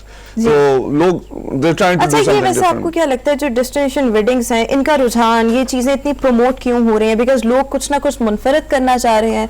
Is this the reason behind this? मुनफरिद भी करने की वजह है, और अगर मेरे पास ऑप्शन हो मैं भी ये करूं। देखें, अगर मैं यहाँ पे करूंगा there is so much pressure on me कि मैं डेकोर करोड़ का कराऊं, मैं 1000 लोगों को बुलाऊं, हर जिस बंदे को मैं जानता हूं उसको बुलाऊं, जिसको नहीं बुलाएंगे वो नाराज हो जाता है। तो आप डेस्टिनेशन वेडिंग करते हैं तो आपका जो अपना एंजॉयमेंट इंडेक्स है वो बहुत ज्यादा बढ़ जाता है, और आपके ऊपर डेकोर करने का प्रेशर भी बहुत कम हो जाता है। तो आई वुड से कि that's the best value for money कि आप अपने क्लोज नेट फैमिली के साथ यू एंजॉय दो special moments without wasting money on वो चीजें जो डेकोर वालों ने रात को उठा के ले जानी है। तो might as well go to a beach, वहां पे एक छोटा सा फ्लावर्स का एक सेटअप लगाएं अपनी इमीडिएट फैमिली के साथ और हैव अ ग्रेट वेकेशन। यानी कि आपने जो लाखों लोगों पर लगाने हैं, बेसिकली लोगों पर वो अपने ऊपर लगाना लगाना। और फिर उनकी तनकीद, बिकॉज हम जो बिल्कुल। सोसाइटी में रहते हैं, खाना अच्छा नहीं था, ये चीज़ या अच्छी खाना नहीं थी। ठंडा था, हाँ, कुछ ना कुछ तो फिर बिल्कुल ठीक। इस हवाले से तो मेरे ख्याल में ये आपके अपने सेल्फ पर खर्च हो रहे हैं या बड़ी क्लोज फैमिली में, तो बहुत जबरदस्त या। चीज है। हरमीत, आप कोई सवाल मजीद पूछना चाहेंगे? पाजी, हम देखें तो खवातीन जो है वो अपनी भी नहीं सुनती, लेकिन कैमरामैन की सुन लेती, क्योंकि तस्वीर तो खींचनी और प्यारी ले आनी है। पाजी, कभी ऐसा हुआ है कि आपको किसी ने, क्योंकि जाहिर बात है कि बहुत सारे लोगों को आप कहते हैं कि भाई ऐसे बैठ जाओ, ऐसे बैठ जाओ, ऐसे पोज बना लो, लेकिन कभी ऐसा हुआ कि आपको किसी ने बोला कि नहीं, दुल्हा दुल्हन है कि नहीं, हमारे ऐसे पोज में तस्वीर होनी चाहिए, और आपने सर पकड़ लिया कि भैया ये क्या क्या हो गया? ऐसे बहुत से वाकयात कुछ हुए तो शेयर जी जी जी होते हैं, इस तरह से होते हैं। आजकल जो ब्राइड्स हैं दे आर वेरी पर्टिकुलर, वो पोजेस लेके आती हैं, ज़हन में बना के आती हैं, मुझे फोन पे दिखा रही होती हैं, और कुछ है जो प्रॉप्स वगैरह ले आती हैं, और मैं उन्हें कहता हूं कि देखिए मेरा एक सर्टेन स्टाइल है, I like to keep it elegant. वो जो चीजी और वो ओवर टाइप की पिक्चर्स है ना, that doesn't go with my personality और विद माय स्टाइल। तो मैं कहता हूं कि मैं कर देता हूं, बट डोंट एक्सपेक्ट कि ये मैं पेज के ऊपर लगाऊंगा। अच्छा। तो लोगों के आइडियाज तो बहुत होते हैं। अच्छा, कभी कोई बहुत मुश्किल कपल आया हो या बहुत मुश्किल ब्राइड आई है, कोई ऐसा एक्सपीरियंस हमारे देखने वालों के साथ शेयर? जी जी, अक्सर ऐसे होता है, ब्राइड्स आ जाती हैं, वो कहती हैं कि मेरी कज़न की शूट थी, उसमें ऐसे एक्सप्रेशन थे, उसमें ऐसा था, मेरी shoot I am paying more, और मेरी शूट इस तरह से नहीं है। और मैंने कहता हूँ कि देखिए अगर मैं उस कपल की भी शूट दोबारा करूं और वो रिजल्ट मैं नहीं दे सकता। फोटोग्राफी तो एक फ्लीटिंग मोमेंट को कैप्चर करने का नाम है, वो मोमेंट गुजर गई, उस कपल के साथ भी रीडू नहीं हो सकती। तो केमिस्ट्री बहुत मैटर करती है, ड्रेस बहुत मैटर करता है, लोकेशन मैटर करती है, मेरा मूड बहुत मैटर करता है, हर चीज, म्यूजिक क्या लगा है, हर चीज मैटर करती है। अच्छा, बहुत से आपके ऑब्वियसली क्लाइंट्स होंगे और बहुत से क्लाइंट्स में बहुत हाई फाई लोग ही होंगे ज्यादातर, बट मैं ये जानना चाहूंगी जब आप इतने ज्यादा इवेंट्स और वेडिंग्स आते हैं तो फिर आपने ऑब्वियसली अपने कुछ ट्रेंड लोग भी भेजे होंगे। आजकल हम सैलून्स और स्पास पर देख लें तो वहां पर जो खातून मेकअप करती हैं वो या तो सिग्नेचर मेकअप देती हैं या फिर अपने लोगों से करवाती हैं। सो आपके भी कोई सिग्नेचर पैकेज होते हैं या फिर आप कोशिश करते हैं कि कमोबेश हर जगह पर खुद ही जाया जाए? नहीं, मैं कमोबेश कोशिश ये करता हूँ कि ज्यादा टीम जाए। मेरा अपना सिग्नेचर पैकेज जरा वो महंगा है, और लोगों का यही ख्याल है कि हमारे पूरे स्टूडियो की हर चीज महंगी है। इस तरह से नहीं है। आई have a team of 20 people, 20 लोगों की टीम है। तो वो अभी भी टीम इस वक्त एक मुल्तान के रास्ते में है और शाम को भी इवेंट है, तो काम ज्यादा टीम कर रही होती है। कुछ क्लाइंट्स होते हैं द बिग टिकट क्लाइंट्स जो कहते हैं कि नहीं इरफान खुद इवेंट के ऊपर आए, तो फिर वो प्राइस इसलिए बढ़ जाती है। मैं इसकी एग्जांपल ये देता हूँ, आप किसी डिजाइनर पे जाते हैं और अगर आप डिजाइनर को कहें कि आपने हर टांका भी अपने हाथ से खुद लगाना है, तो वो आपको ड्रेस करोड़ में भी नहीं बना के देगा। राइट। तो मैंने अपना विजन टीम को दिया। वैसे इरफान कभी ऐसा हो जाए, अगर हम देखें, जब क्यों जाहिर बात है ना, बड़ी अमाउंट ना हो तो आपने जाना नहीं है, और ऐसा कपल आपके पास आ जाए और कहे कि भैया हमने निकाह करना नहीं और पेमेंट हमारे पास इतनी है नहीं, ना तो हमने मंडप में बैठना है ना पे हमने निकाह करना है, तो क्या करेंगे फिर ऐसे में? नहीं, फिर देखिए जो इस तरह के डाई हार्ड फैंस होते हैं, फिर उनके लिए I try to make time, because मेरे फैंस ने मुझे बनाया है, और अगर किसी के पास इतनी नहीं अमाउंट कि वो मुझे अफोर्ड कर सके, उनका मैं ड्रीम हूं, तो within reason I try to accommodate them. लेकिन इसकी डाउन साइड भी है, अगर मैं घोड़ा घास से दोस्ती कर लेगा तो खाएगा क्या? बिल्कुल। अच्छा, let me give you a tough situation. एक तरफ जुनैद सफदर की शादी और दूसरी तरफ बिलावल भुट्टो की शादी, दोनों एक ही दिन है, एक ही वक्त पर हैं, दोनों की डिमांड भी यही है कि आपने खुद आना है, तो आपकी प्रेफरेंस क्या हो? जो ज्यादा पे करेगा। दोनों कह रहे हैं हम एक से बढ़कर एक पे करेंगे, आप बताएं। I would go with Junaid Safdar. अच्छा, वो मेरा जूनियर है, एचएसओनियन है, उसके जो मामू हैं हमजा, वो मेरा क्लास फेलो था एचएसएन में, अच्छा, तो एक एसोसिएशन है। जबरदस्त हो गया। हरमीत, अच्छा पाजी, मतलब बिलावल को आपने रिजेक्ट कर दिया? नहीं, रिजेक्ट नहीं किया। अगर आपके पास अभी उनकी शादी आनी है, तो ये प्लीज बताइए डोंट कि बी। बहुत बड़ी सेलिब्रिटीज जो है जी अच्छा इरफान पाजी, चलो मान लिया पेमेंट हो गई, आप उधर भी चले गए। अच्छा सर, अगर हम देखें तो बहुत सारी सेलिब्रिटीज की जो शादी होती है तो उसमें आप ज्यादा जाते हैं, हम देखते रहते हैं, तो ऐसे में सबसे ज्यादा आपने कौन सी शादी में ज्यादा एंजॉय किया कि यार यहाँ पे थोड़ा ज्यादा मजा आ रहा है? जो मैंने कपल शूट एंजॉय की थी वो सारा और आतिफ असलम की थी, जो वो बड़ी जैसे बोलते हैं ना हैपनिंग तरह की शूट थी। मुझे कोई पोज नहीं बताने की जरूरत पड़ी, कोई डायरेक्शन देने की नहीं पड़ी, दे वर लाइक हैविंग फन। और वो इस तरह से था जैसे बाहर गोरों की मैं शूट करता था कि they would you know enjoy the time moment, और एक्सप्रेशंस दे रहे थे, मैं कैप्चर करता जा रहा था। लेकिन उनका इवेंट जो था ना वो ज्यादा स्टैंडर्ड टाइप का इवेंट था, उसमें इस तरह नहीं था। जो मैंने इवेंट एंजॉय किया था वो ईमान अली की जो मेहंदी थी वो एंजॉय की थी। That was a lot of fun, बहुत सेलिब्रिटीज थे, एवरीबॉडी। वैसे इरफान एक और चीज जी इरफान, हमने देखा है कि जो हिंदुस्तान के कपल्स होते हैं उनकी अक्सर वीडियोस बड़ी वायरल होती हैं और बड़े हंसी कमाल की होती है। वैसे उसमें कई दुल्हा दुल्हन एक्सप्रेशन नहीं देते, तो इसलिए आपके साथ कभी ऐसा हुआ है कि वो आप कहें कि भैया थोड़ी स्माइल और वो ऐसे खड़ा हो, तो कितना मुश्किल होता है उनको मनाना, उनको बताना कि भैया ऐसे नहीं, ऐसे इतना मुश्किल हो जाता है कई दफा। एक थप्पड़ भी मारो ऐसे। नहीं, मैं आपको बताता हूँ, एक ब्राइड ने मुझे पे किया और शी पेड अ लॉट, और बड़े अपनी कितनी सैलरीज इकट्ठी करके, और फिर जो ग्रूम था वो सियालकोट से आया हुआ था। अब वो एक ट्रेडिशनल फैमिली थी, उनको शायद पता भी नहीं था कि भाई कितने पैसे लगे हुए। अब वो ग्रूम जो है ना अपनी अकड़ में ना वो स्माइल ही ना दे, वो जैसे सुल्तान रही और अंजुमन डांस में नहीं सुल्तान रही ऐसे खड़ा होता और अंजुमन घूम रही होती है। उसको किसी ने समझाया होगा, मैंने भी समझाया, पहला दिन अकड़ के जाना। नहीं हाँ, अकड़ के ना, फिर मैं इवेंचुअली मैं तो कभी ब्राइड की तरफ देखूं, कभी मैं ग्रूम, फिर ना इवेंचुअली मैं ग्रूम को साइड पे लेके गया। मैंने ऐसे बोला, मैंने कहा यार इन्हें लाखों रुपए लाए ने शूट थे, तो खुदा का वास्ता है जरा यू नो थोड़ा लेट इट लूज। तो वो उसके चेहरे पे फिर थोड़ी स्माइल आई, फिर उसने वो हाथ पकड़ ही लिया। तो यानी कि आप काइल कर लेते हैं, लोग आपकी समझ भी लेते हैं। अच्छा, एक थोड़ा सा मैं सीरियस बात ये करना चाहूंगी, बहुत से लोग आजकल मैं देख रही हूँ हर बंदे के हाथ में कैमरा है, वो चीजों की जो एक चार्म था ना वो अब चार्म खत्म होता जा रहा है और हर बंदा DSLR लेके फोटोग्राफर बना हुआ है। आपको क्या लगता है एक अच्छे बंदे की क्या निशानी है, अच्छे फोटोग्राफर की क्या निशानी है, उसको किस तरह से चलना है, उसके अंदर क्या लवाजमात गुण स्किल्स होने चाहिए? देखें, आजकल आपके आईफोन से सस्ता तो मिररलेस और DSLR कैमरा है मेरी नजर में, बल्कि फोटोग्राफी तो गेम ही सारी लाइट की है, फोटो लाइट। सो अब जिस फोटोग्राफर को लाइट कंट्रोल करने की कैपेबिलिटी नहीं है, सिर्फ एक कैमरा और लेंस पकड़ के अगर आप इवेंट पे चले जाते हैं, तो then I don't consider you photographer. अच्छी लाइट होगी तो आप काम कर लेंगे, जैसे आप लोगों ने यहाँ पे लाइट सेट की है। लेकिन अगर लाइट इज ऑफ और आप उसको, ऐसी एग्जांपल मैं देता हूँ कि मैं अपने बेटे को एक लॉन में गाड़ी देके छोड़ दूं बड़े में, तो वो चला लेगा, लेकिन उसे मैं लाहौर की सड़कों में छोड़ूंगा तो नहीं चला सकेगा। तो जो एक अच्छा फोटोग्राफर है वो हर तरह की कंडीशन में, under pressure, under bad lighting, अच्छा काम डिलीवर कर सके। मेरी नजर में he is a complete photographer. ठीक है जी हरमीत। अच्छा बाजी, ये इसी से रिलेटेड सवाल है। अगर हम देखें तो नौजवान जो है आजकल ये रुझान बहुत बढ़ता जा रहा है, कोई सूरज की तस्वीर खींच के लगा देगा, चांद की लगा देगा, पर ऐसे में सर बहुत सारे कम लोग हैं जो स्ट्रगल करते हैं, जदोजहद करते हैं। आप अपना थोड़ा सा बताइए, आपकी जो एक्सपीरियंस, आपने जो काम सीखा है, किन मराइल से आप गुजरे और तब यहाँ तक पहुंचे। कुछ लोग आपको फॉलो भी करना चाहते हैं, कुछ लोग आपके लेवल तक पहुंचना चाह रहे हैं, तो क्या करना होगा उनको सर? देखें, मैं I take pride in the fact कि मैंने हर चीज को बहुत गहराई में जाके किया है। चाहे वो मेरी इंजीनियरिंग है, चाहे वो फोटोग्राफी है, चाहे मेरा लिटरेचर से शौक है, जो भी, मैं हर चीज़ में खूब जाता हूँ। तो ऑस्टिन टेक्सास का कैपिटल है, वहाँ की पब्लिक लाइब्रेरी की एक वक्त पे मैंने घर में 30 बुक्स चेकआउट की हुई थी। लाइब्रेरी से 30 बुक्स मैंने चेकआउट की हुई थी। लाइट मीटर एक डिवाइस होती है जिससे आप लाइट चेक करते हैं, वो मैं हाथ में ले लेके फिरा करता था कि यहाँ पे क्या सेटिंग होगी। मैं समझता था कि मुझे कैमरे का मोहताज नहीं होना चाहिए टू फिगर आउट कि क्या लाइट सेटिंग होनी चाहिए।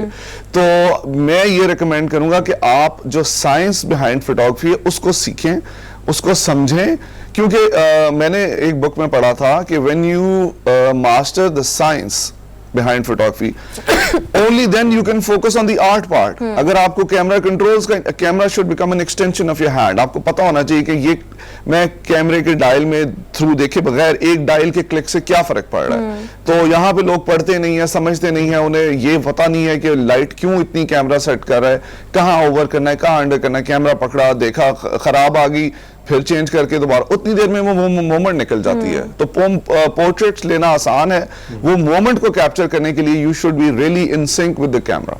अच्छा, एक और चीज़, जिस तरह से हमने डेस्टिनेशन वेडिंग्स की बात की, रुझान बहुत ज़्यादा है। पाकिस्तान आपने बहुत ज़्यादा ट्रैवल किया होगा, यहाँ पर भी बहुत ज़्यादा टूरिस्ट स्पॉट्स हैं, बहुत खूबसूरत जगह हैं। नॉर्दर्न में आप चले जाएं, यहाँ पर आपको क्या लगता है, लोगों को, देखने वालों को क्या कहना चाहेंगे कि ठीक है अपने मुल्क के लिए भी कोई फ़ायदा करे ना, यहाँ के जो पॉइंट्स हैं उनको यूज़ करें, वहाँ पर जाकर शादियाँ करें, तो वो कौन से हो सकते हैं? देखिए, कैलाश है, हुंजा है, स्कर्दू है, बहुत सारी ऑप्शन लोग जा रहे हैं। अभी लॉजिस्टिक्स की प्रॉब्लम है। अभी आपने देखा रिसेंटली जो इंसिडेंट हुआ, हाँ जी, तो वो इस वजह से लोग डरते हैं। जब हमारे रोड नेटवर्क, हमारा लॉजिस्टिक्स, गुड रेस्ट रूम्स हर जगह अवेलेबल होंगे ना, तो फिर ये चीज डेवलप होगी। बिकॉज अगर बेसिक नेसेसिटीज ऑफ लाइफ नहीं है, तो अब ये गोरों के लाइफस्टाइल में और हमारे लाइफस्टाइल में बहुत फर्क है। गोरा कैंपिंग करने जाएगा तो उसको इन चीजों से फर्क नहीं पड़ेगा, he becomes one with nature. लेकिन आप जहां वेडिंग करने जा रहे हैं, then you need these amenities of life, तो वो भी मिसिंग है। ठीक है, इसके साथ साथ ये भी बताएं कि महंगी तरीन शादियां आपने तो बहुत अरेंज की हैं, आप ही तो करते हैं मतलब सो महंगी तरीन शादी का खर्चा आपको क्या लगता है, कितना आ जाता है इन पाकिस्तान अगर हम बात करें तो? आई वुड से जो महंगी शादियां हैं वो फिर अरबों में चली जाती हैं। ठीक है, या लाइक 150 करोड़ 200 करोड़ इस तरह से चली। नहीं, ओवरऑल बात करें, ओवरऑल बात करें, ओवरऑल जो उनके एक्सपेंस है, देखें उसमें ज्वेलरी भी है, कपड़े भी हैं, फूड भी है, डेकोर भी है, गेस्ट की अकोमोडेशन भी है।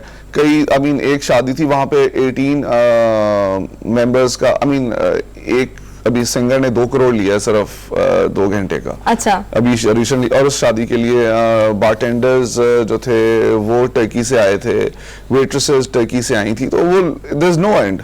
वो कहते हैं ना, शौक का कोई मुल नहीं, तो वो फिर ऐसे ही होता है। पैसा भी फिर आपके पास बेशुमार होना चाहिए। नाम हम आपसे इसलिए नहीं पूछेंगे क्योंकि नैब वाले उधर रुख कर रहे हैं। मैं एक पॉइंट यहाँ पे I like to stress, you know, we face a lot of criticism कि जी ये पैसा ऐसा है, ये इसका सोर्स ये है, ये ब्लैक मनी है, ये है, वो है, फलां है। मैं यहाँ पे ये कहना चाहूंगा, this is my personal take, चाहे ब्लैक मनी है, चाहे जहां का है, you should realize कि वो पैसा ट्रिकल डाउन किधर हो रहा है। दैट पैसा is being trickle down to the labourer जो फ्लोर पे पॉलिश कर रहा है, जो शैंडलियर को जोड़ रहा है, जो बाहर देग में चमचे हिला रहा है, जो लकड़ियां प्रोवाइड कर रहा है देग के नीचे चलने के लिए, यू नो, दिस इलेक्ट्रिशियंस हैं, प्लम्बर्स हैं, इतने लोग हैं, वेल्डर है, तो इतने लोगों की रोजी रोटी चलती है। तो प्लीज डोंट क्रिटिसाइज। ठीक है, अगर किसी के पास अल्लाह ने उन्हें दिया है, चाहे जिस सोर्स से, वो स्पेंड कर रहे हैं ब्लैक मनी और व्हाइट मनी, लेकिन इट इज, वो लोगों को तो हलाल कमाई का जरिया दे रहे हैं ना। दैट इज लोगों का भला इसमें हो रहा है, बिकॉज अगर ये चीजें ना हो तो उन लोगों का भला किस तरह से होगा, उनको किस तरह से जॉब अपॉर्चुनिटीज मिलेंगी। ठीक हो गया, बहुत शुक्रिया, थैंक यू सो मच, आपने हमारे शो के लिए खुसूसी तौर पर वक्त निकाला। इंशाल्लाह will keep having you in future also. अभी ब्रेक शामिल करेंगे, हाजिर होंगे एक ब्रेक के बाद। Good morning.